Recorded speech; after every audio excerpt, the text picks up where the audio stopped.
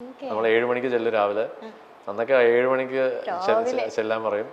Recording 8 മണിക്കൊക്കെ ആയിരിക്കും ചിലപ്പോൾ. പക്ഷെ 7 മണിക്ക് ചെല്ലാൻ പറയും. 1 മണിക്കൂർ പാട്ട് പറഞ്ഞു തരും, ലിറിക്സ് എഴുതി പാട്ട് പറഞ്ഞു തന്ന് ട്യൂൺ ഇങ്ങനെ പല്ലവി ചരണം സെക്കൻഡ് ചരണം ഒക്കെ പഠിച്ച് എന്നിട്ട് പാടി കേൾപ്പിക്കും. എന്നിട്ട് അപ്പുറത്ത് പോയി രാജാ സാറ് വരും ഒരു 7:30 7:45. എന്നിട്ട് രാജാ സാർ ഇങ്ങനെ പാടുന്ന അവിടെ വെച്ചിട്ട് എന്തെങ്കിലുമൊക്കെ കറക്ഷൻ പറയും. എന്നിട്ട് ബൂത്തിൽ പോയിട്ട് നമ്മൾ പാടാൻ തുടങ്ങും 8 മണിക്ക്. ഒരു ചിലപ്പോൾ 1 മണിക്കൂർ 2 മണിക്കൂർ depending on the songs difficulty. അപ്പം അതും ഒരു ഭയങ്കര എക്സ്പീരിയൻസ് ആയിരുന്നു. അവർ പറയും അത് പറഞ്ഞത് ലൈക്ക് ആ പാട്ട് ഇന്ന രീതിയിൽ പഠിച്ചെടുക്കുന്നതും ഇനോ. പക്ഷെ ഒരു സെർട്ടൺ റേഞ്ച് വിട്ട് നമ്മുടെ വോയിസിനെ ഭയങ്കരമായിട്ട് സ്ട്രെയിൻ ആക്കി ഭയങ്കരമായിട്ട് കഷ്ടപ്പെടുത്തുന്ന ടൈപ്പ് ഒരു സോങ് ഒരിക്കലും കരിയറിൽ നമ്മളുടെ വോയിസിനെ നശിപ്പിക്കുന്ന രീതിയിൽ അങ്ങനെ ഒരു പാട്ട് പാടി തെളിയിക്കണം എന്നുള്ള ഒരു മൈൻഡ് സെറ്റിൽ പാടാൻ പോകരുത്.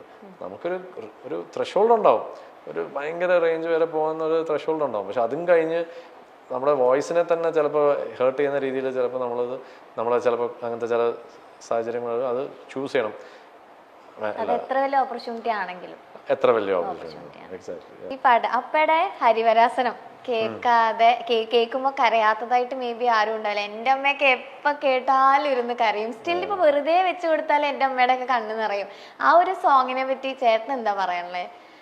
ഞാനെന്ത് പറയാനാ, I think it's A cult, അങ്ങനത്തെ ഒരു ടൈപ്പ് ഒരു സംഭവമാണ് അത്. ഐ തിങ്ക് ആ ഒരു കൾച്ചറിലും ഒരു ശബരിമലയുടെ ഒരു ഇതിലും സ്പിരിച്വലി എല്ലാവരെയും കണക്ട് ചെയ്യുന്ന ഒരു ടൈപ്പ് ഒരു സംഭവമാണത്.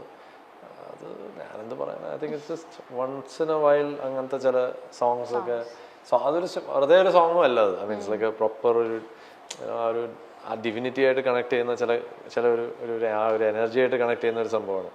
സോ ഐ തിങ്ക് അതിൻ്റെ ആയിട്ട് ഞാനും ഇപ്പോൾ ഒരു പ്രോഗ്രാം, ഡിവോഷണൽ പ്രോഗ്രാമോ അല്ലെങ്കിൽ അയ്യപ്പോൾ അമ്പലത്തിൻ്റെ പ്രോഗ്രാമൊക്കെ ചെയ്യുമ്പോഴത്തേക്കും ഞാനും അതിൽ തന്നെ ലൈക്ക് ആ ഒരു പ്രോഗ്രാം അവസാനിക്കുമ്പം അത് പാടിയേ പറ്റൂ. അതിൽ ഞാനും കണക്റ്റഡ് ആണ് ഇൻ എ വേ. സോ അത് ഞാൻ മാത്രമല്ല കുറേ ഗായകർ അങ്ങനത്തെ പ്രോഗ്രാം ചെയ്യുമ്പോൾ അവസാനം ഒരു ഹരിവരാസനം പാടുന്ന സാധാരണ ഗാനമേളയല്ല, ഞാൻ പറഞ്ഞ സാധാരണ പ്രോഗ്രാംസ് അല്ല, എസ്പെഷ്യലി അമ്പല പരിപാടികൾക്കൊക്കെ. അത് ഇറ്റ്സ് ഡെഫിനറ്റ്ലി എ ബ്ലെസ്സിങ്. ഇപ്പൊ മലയാളം എഴുതാനും ഒക്കെ പഠിച്ചോ ചേട്ടൻ? ഇല്ല, എന്തിന്. അത് ഞാൻ പറഞ്ഞ ഒരു വേറൊരു ഇന്റർവ്യൂവിൽ എൻ്റെ അടുത്ത് പറഞ്ഞു, അന്ന് തൊട്ട് ആ ഒരു ബ്രേക്ക് വരുന്ന സമയം തൊട്ടുള്ള വിജയ് ചേട്ടനും വിജയ് യേശുദാസും അത് കഴിഞ്ഞിട്ടുള്ള വിജയ് യേശുദാസും തമ്മിൽ എന്തായിരുന്നു വ്യത്യാസം എന്ന് ചോദിച്ചു. ഞാൻ പറഞ്ഞു അന്നത്തെ വിജയ് യേശുദാസും ഇന്നത്തെ വിജയ് യേശുദാസും ഏകദേശം ലൈക്ക് ഓൾമോസ്റ്റ് 80 to 90% സെയിം തന്നെയാണ്. ഓൺലി തിങ് നമ്മൾ ഓവർ ദ ഇയേഴ്സ് നമ്മൾ എക്സ്പീരിയൻസ് ചെയ്യുന്ന കാര്യങ്ങളും നമ്മൾ ഓരോരോ വർക്ക് ചെയ്യുന്നതിൽ നമ്മളുടെ സ്കിൽ ബെറ്റർ ആയിക്കൊണ്ടിരിക്കും, കുറച്ചുകൂടി പോളിഷ്ഡ് ആയിക്കൊണ്ടിരിക്കും, കുറച്ചുകൂടി എക്സ്പീരിയൻസസ് അതിനെ സപ്പോർട്ട് ചെയ്ത് ഇമോഷൻസ് എല്ലാം ഉണ്ടാവും അതിൽ. So it just gets A different colour. അത്രേ ഉള്ളൂ. അല്ലാണ്ട് ഇറ്റ്സ് നോട്ട് ലൈക്ക് നമ്മളായിട്ട് ഒരു പേഴ്സണായിട്ട് നമ്മൾ ഒരിക്കലും വി ഡോണ്ട് റിയലി ചേഞ്ച് അങ്ങനെ. I think it's just the emotions, നമ്മുടെ എക്സ്പീരിയൻസസ് എല്ലാം കൊണ്ട് ജോയിൻ ആയി വരുമ്പോഴത്തേക്ക് we can become like a more different like evolved person അങ്ങനെ വേണമെങ്കിൽ പറയാം. അത്രേ ഉള്ളൂ. ലൈക്ക് ഐ തിങ്ക് അതർവൈസ് അന്ന് പാടിയതായാലും ഇന്ന് പാടിയതായാലും I have just given the same dedication. അപ്പോൾ അതുകൊണ്ടാണ് ഞാൻ പറഞ്ഞത് എന്തിനാ മലയാളം പഠിക്കുന്നത്. അന്നും ഞാൻ മംഗ്ലീഷിൽ ലൈക്ക് ടൈപ്പ് ചെയ്യും, എഴുതും. ഇന്നും ടൈപ്പ് ചെയ്യുന്നതും മംഗ്ലീഷിൽ തന്നെയാണ്. അതൊരു സ്പീഡിന് വേണ്ടിയാണ്. ഇപ്പം മലയാളം വായിക്കാനൊക്കെ പറ്റും, അങ്ങനെ പറഞ്ഞതേ ഉള്ളൂ. പക്ഷെ എഴുതാനും ഇതൊക്കെ എഴുതി പിന്നെ അതിനുള്ള ടൈമില്ല. ഇപ്പം എല്ലാ ഐപാഡിൽ ടൈപ്പ് ചെയ്യുന്നുണ്ട്, മംഗ്ലീഷിലാണ് എല്ലാം വേഗം. തമിഴിലായാലും തംഗ്ലീഷ്, ഹിന്ദി ആയാലും ഇംഗ്ലീഷ്, അതെ.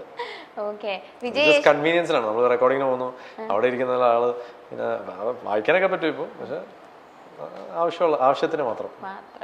വിജയ് യേശുദാസ് എന്ന സിംഗർ അല്ലെങ്കിൽ എന്തെങ്കിലുമൊക്കെ ബ്രിങ്ങപ്പ് ചെയ്യാനായിട്ടുള്ള പ്ലാൻ ഉണ്ടോ? എന്തുകൊണ്ടാ ചേട്ടാ ഒരു യൂട്യൂബ് ചാനലൊക്കെ ആ ഒരു സൈഡിലേക്ക്? യൂട്യൂബ് ചാനൽ ഉണ്ടല്ലോ, പക്ഷെ അത് ഈ പറഞ്ഞ പോലെ അതിനുള്ള ആ ഒരു കണ്ടന്റ് ഉണ്ടാക്കുക, അതിനുള്ള ഇതൊക്കെ എവിടെയോ അതൊരു ബ്രേക്കായി ഇങ്ങനെ കിടക്കും. ബ്രേക്കിന്റെ അല്ല, ഈ പറഞ്ഞ പോലെ ഞാനിപ്പോൾ ഒരു സോങ്ങിലേക്ക് വർക്ക് ചെയ്ത് ഞാൻ അതിൻ്റെ ഒരു പ്രോഡക്റ്റ്, അതിൻ്റെ ഒരു ഇത്, അതിനുവേണ്ടിയാണ് ഈ ലുക്ക്, അത് ആ വീഡിയോ ഷൂട്ട് ചെയ്യാൻ വേണ്ടിയാണ് ലുക്ക്. അപ്പോൾ അത് കറക്റ്റായിട്ട് ഞാൻ വിചാരിക്കുന്ന രീതിയിൽ പെർഫെക്റ്റ്, ഞാൻ കുറച്ചൊരു പെർഫെക്ഷനിസ്റ്റാണ്.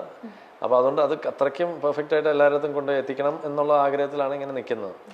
അതെപ്പോൾ തുടങ്ങിയെന്ന് അറിയാം, 3 വർഷമായി.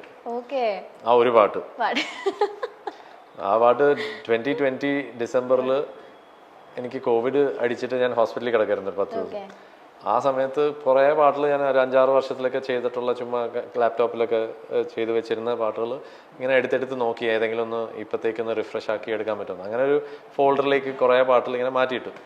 ഒരു 10 പാട്ടുകൾ അതിലൊരു 3-4 പാട്ടുകൾ ഇങ്ങനെ മാറ്റിയിട്ടു. അങ്ങനെ ഒരു സോങ് ഇങ്ങനെ വർക്ക് ചെയ്ത് അതൊരു വേറൊരു ഒരു സർട്ടൻ ഒരു ലെവലിൽ കൊണ്ടുപോയി എത്തിച്ചിട്ടുണ്ട്. അതിനുള്ള വീഡിയോ, അതിൻ്റെ ഇതും പ്രീ പ്രൊഡക്ഷനൊക്കെ നടന്നുകൊണ്ടിരിക്കുകയാണ്. പ്രീ പ്രൊഡക്ഷൻ ഒരു ഫോർമലായിട്ടൊരു രീതിയിൽ പറഞ്ഞതേ ഉള്ളൂ. ഞാൻ തന്നെയാണ് എല്ലാം, ഈ തലയിലാണ് എല്ലാം ഉള്ളത് ഇപ്പോഴത്തേക്ക്. കുറേ മീറ്റിങ്സും കുറേ പ്ലാനിങ്ങും, കൊറിയോഗ്രാഫർ, ക്യാമറ, പിന്നെ 3D ഗ്രാഫിക്സ്, അങ്ങനത്തെ എല്ലാം കൊണ്ടുള്ള ആവശ്യമുള്ളൊരു വീഡിയോ ആണ്. അതിനുള്ള ലുക്കും കൂടെ സെറ്റ് ആക്കിക്കൊണ്ടിരിക്കുകയാണ്.